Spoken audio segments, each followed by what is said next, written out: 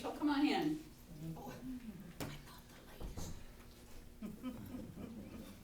Just in time, darling. Yeah, we haven't started. We've been waiting for you. Oh, thank you.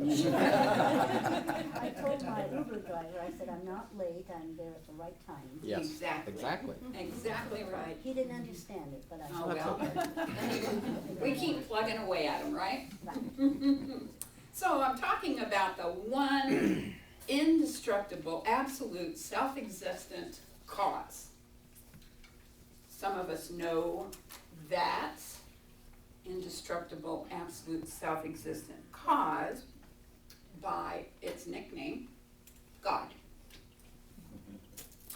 So in Ernest Holmes, who is the founder of our philosophy, in the Beverly Hills Lectures, he said, the whole basis of spiritual science, of the philosophy of metaphysics and its practice, lies in the concept that the universe is self-existent, self-energizing, self-propelling, self-knowing, and self-acting.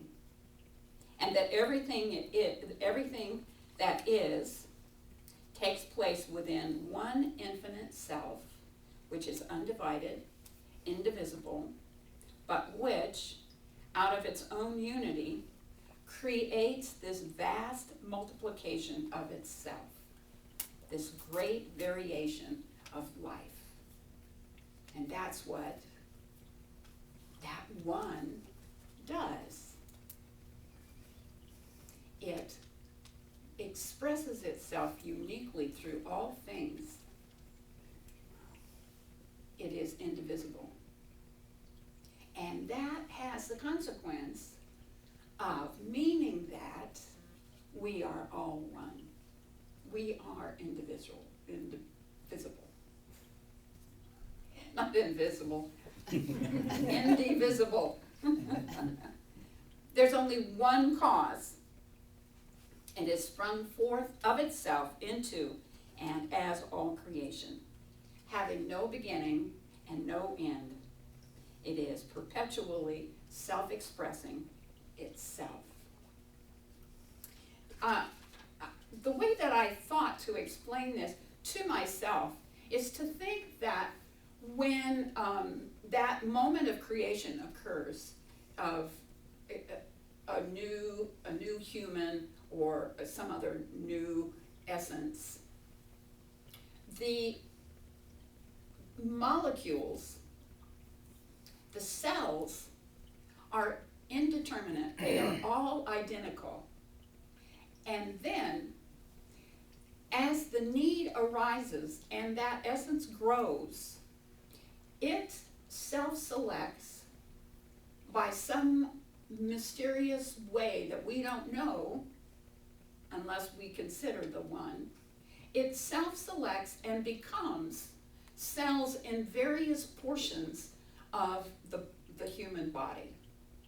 All cells are identical until they determine what part of the body that they are going to be, and then they create their essence. And so who and what is the director of that decision? God, that one, that creative thought, in the beginning. So Ernest from the Science of Mind magazine of September 1997 said, energy is eternal. The stuff out of which all forms are made is indestructible. It is indestructible. In that vast change we live in, the flux and the flow and the ebb and tide of evolution, there is a consistency, a constancy. There is in the midst of all movement something which does not move, and yet which moves all things. Many people have difficulty relating to the word and the concept of absolute anything. For concepts to be embraced, they must be graspable. They must be understood. They must become personal. Consciously or otherwise, we are constantly asking, what is in it for me? What is in it for me? In Love and Law, Holmes states, everything is of the one ultimate substance. All substance is as indestructible as God, for it is all God. God's center is everywhere, and circumference is nowhere. God is all there is, that indestructible, absolute, self-existent cause. So we're made of God's stuff because all that we know is the expression of the one and the only cause. We're made of God's stuff because all that we know to be is the expression of the one and only cause. There is no other substance from which anything is created. So each of us is made in the likeness of and of the same substance as our divine creator. So here's a question. If you really believe that you, like your creator, are made of indestructible God essence, would you place greater faith in your intuition? Would you place greater faith in your beliefs? Would you open to a wider array of possibilities? If you knew that your creator is who you are and you're made of the indestructible God essence, how would you live your life from that place? Would you believe in your intuition? Would you believe in a wider possibility for yourself? Limitless possibilities for yourself. It changes the way we live our life when we deeply, viscerally get the concept that we are that is, that first cause. Because when the Big Bang came, we all spewed out from that essence. Every cell in our body is made from that original energy. And we know, clearly we can understand that energy is never lost. It changes forms, but it is never lost. And that's the truth. And therefore, everything that we are, all that we see, originated from that first explosion of energy. And it is indestructible.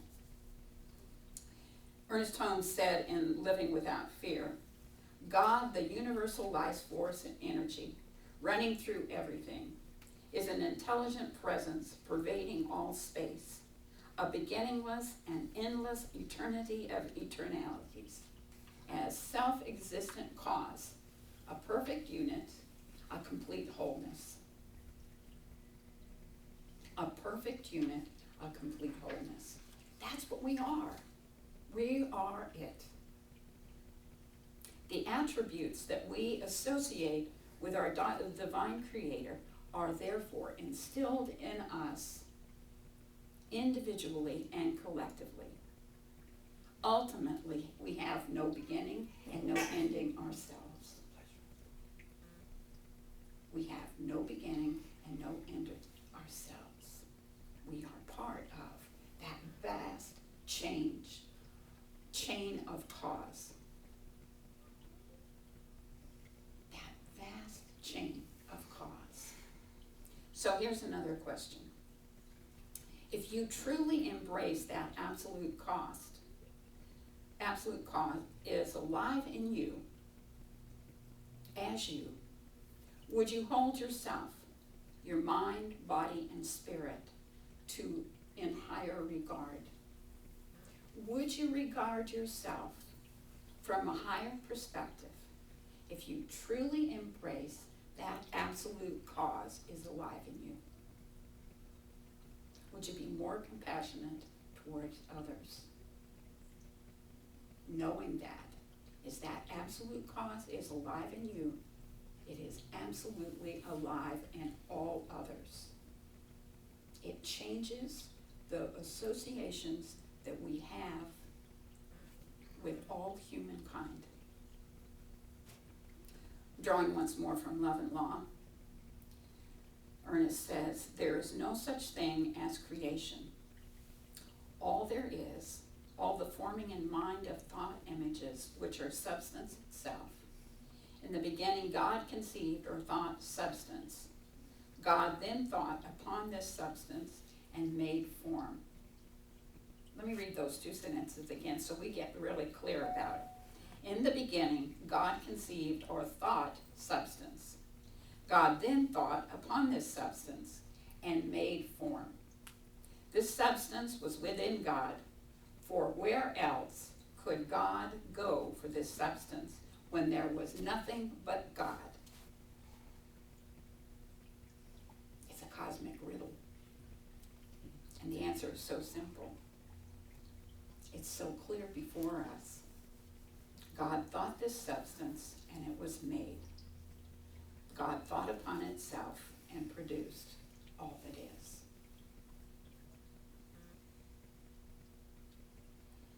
Wow. It's big, isn't it? Yeah. Yeah. It's big. So, what we perceive as creation is more accurately a conversion process that is immediately available to all of us. The same process that is demonstrated by the divine is imbued in each one of us. Meaning that our thoughts are creative. We create our life and everything around us with our thoughts. So here's another question. If on faith, not waiting for proof, you accepted that your thoughts convert to form, would you be more mindful of your thoughts?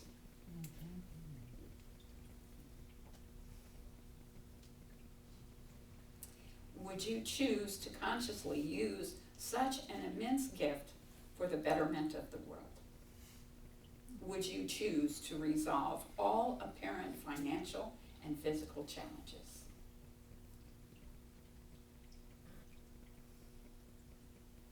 Would you be more mindful of your thoughts? Last Wednesday, I was at the grocery store, and this woman came up to me several times, and she was very chatty. And you know, I thought, this is really odd. And I thought,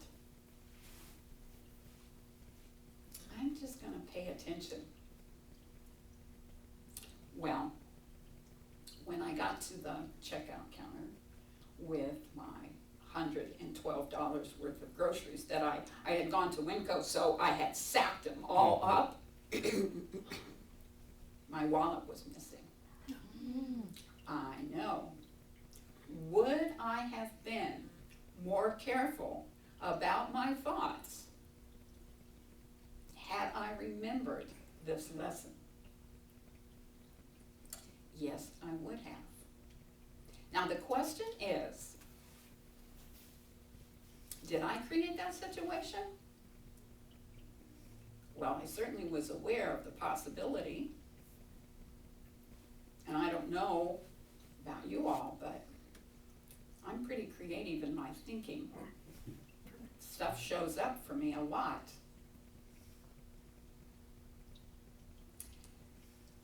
I don't know that I could have thought something differently about her and maybe shifted that whole circumstance and situation. I don't know. But as it turned out, you know, it was okay. Before I even got out of the store, these people, there were 3 of them, I believe, because they were all really friendly. These people, at least 2 of them, had made their way to Home Depot and charged $750 on my bank debit card Ooh. before I even got out of the store, because the banker told me the time that that charge had posted, and I was still sacking groceries when they were at Home Depot using my card.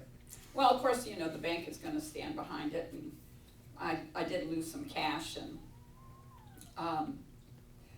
I really do not believe that I lost faith in my fellow man, because I've come to understand that people who take money believe that they need it more than I do. So I really hope that all is well with them. And I also know that what you put out is what you get back. It's not for me to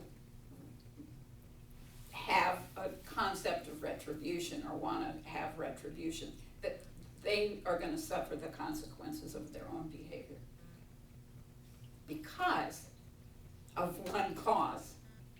Because what we put out is what we get. Because our thoughts are God. I could have thought something else maybe.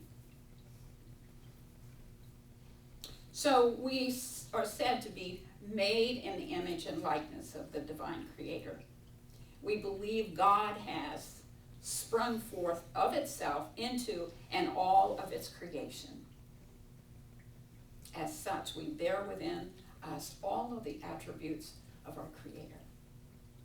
We know that as expressions of the divine, nothing can ultimately harm or diminish us.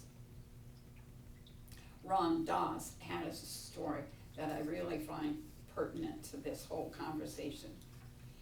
He told a story of a young American who had gone to Japan to study martial arts. And he had studied for quite some time and was beginning to think that he was proficient. He was on the subway that was very crowded. And this huge, overly drunk, barbaric acting, rude hulk of a man came into the subway and was pushing people around and being obnoxious and rude, and this young American martial artist thought, now is the time for me to practice my art. I am going to stop this hulk of a huge man right in his tracks with my martial arts. So he started to walk forward toward the big, hulky, dirty smelling, drunken mass of humanity. And just as he'd gotten right upon him, there was a screech, a loud yell from the back of the subway. And the young American looked, and there was a very small Japanese man sitting at the back of the subway car. And next to him was his even smaller wife. They were very old. They were very slight. But yet this huge yell had come out of this man, this older man, this fragile, petite, older man. And he signaled the big hulk. And the big hulk of a guy approached him. And it was like this huge giant and this small miniature of humanity. And the older guy, the older man, started talking about how he really liked sake.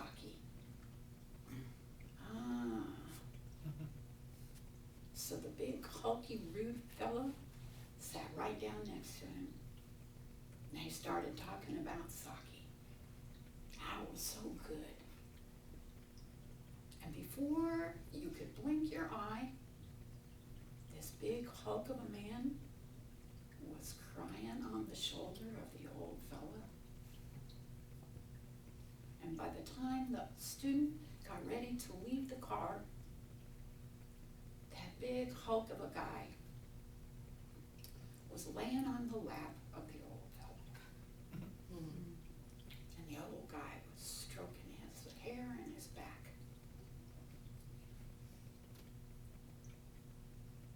That young American knew that's how you practice martial arts. That's how you use the force of the universe to shift things around. That's how you come to the place of understanding that we are all one. And despite any appearances otherwise, we are part of that one whole. And as that's true for each one of us individually, it is also true for the cosmic essence, the big, the cosmos, the big sky. So one more real brief story.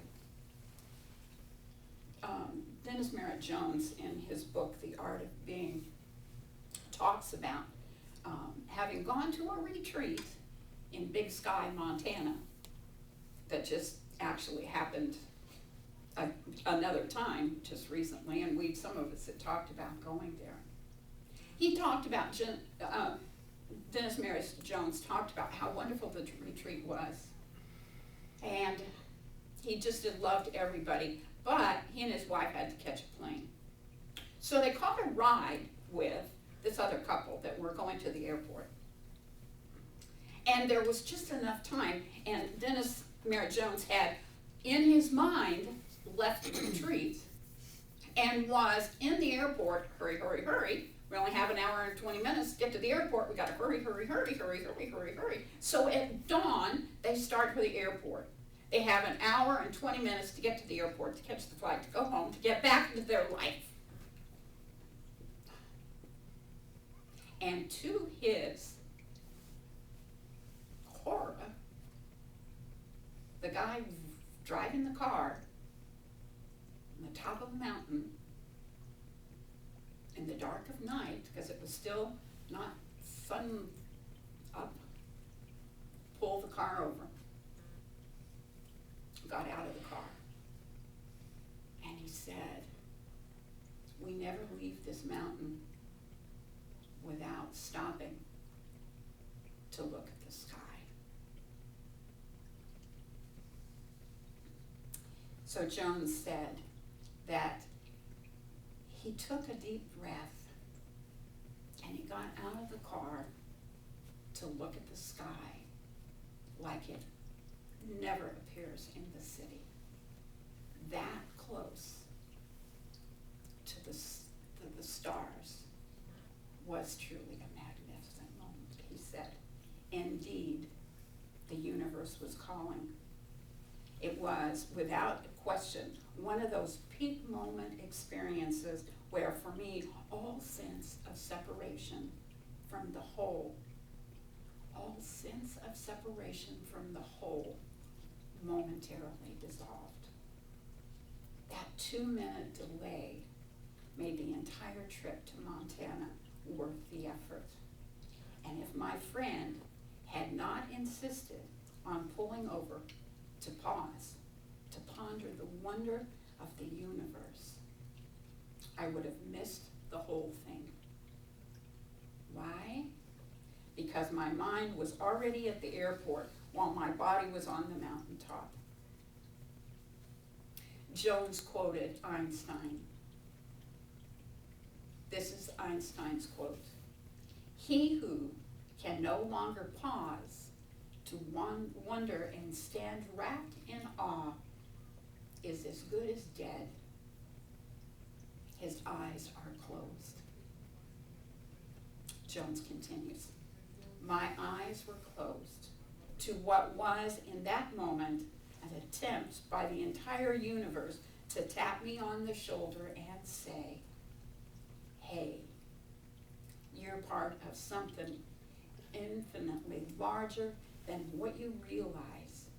So be here now and be in awe of the precious gift of this moment. He who can no longer pause to wonder and stand wrapped in awe is as good as dead. His eyes are closed.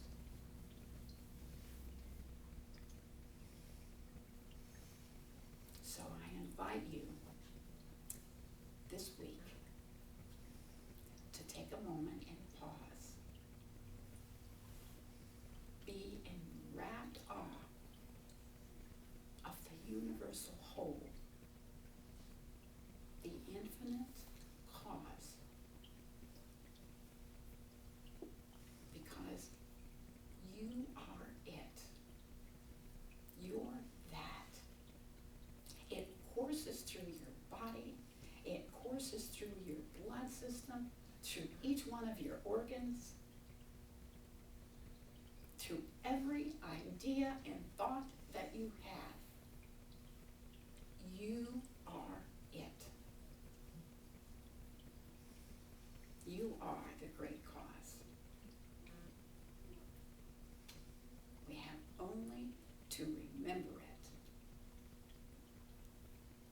to put the power and the creative essence of the universe to work on our behalf. How easily we forget that. And how easily we can remember it. So I stand here and I look at each one of you, knowing that you are it. You're it. And I am humbled. I'm dazzled by the beauty of you. Namaste. So I'm going to invite Steve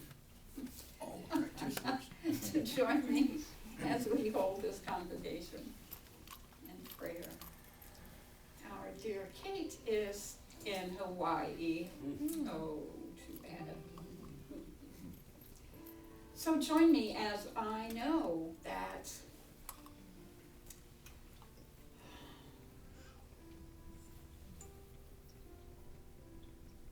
we are ever so deeply, fully, richly connected to that which is the one cause, the indestructible, infinite cause. Where that is.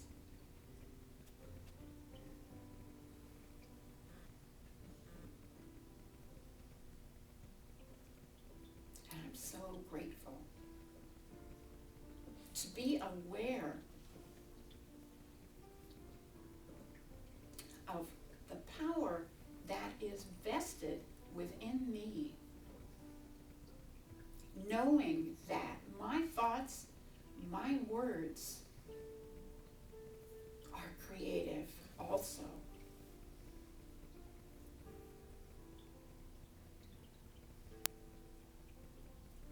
And so at this moment, I use that law, that tool, to bless each one of us, individually and collectively. To bless each one of us in love, in divine, vibrant, good health and vigor. To bless each one of us with abundance of all that is good. To bless each one of us with peace, with harmony, with joy, with laughter, with celebration of all that is wondrous and good in the universe, knowing that it is all that is.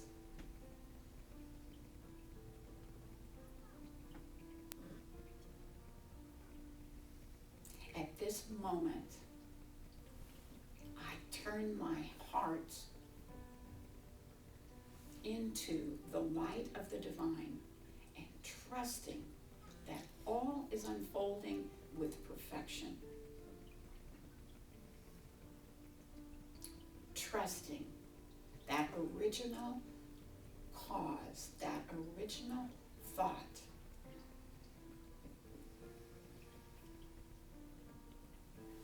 is good. It is very good.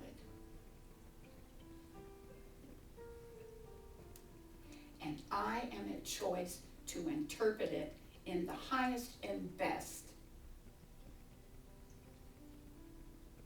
which then makes it so. So at this moment, I claim for each one of us the highest and best. I claim for this country the highest and best. I claim for the world the highest and best. Trusting and knowing that divine intelligence is making it so. I breathe it in.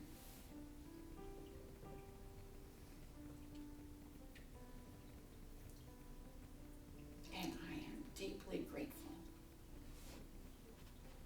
And I claim it for each of us. I claim it for all humanity. I claim it for the cosmos.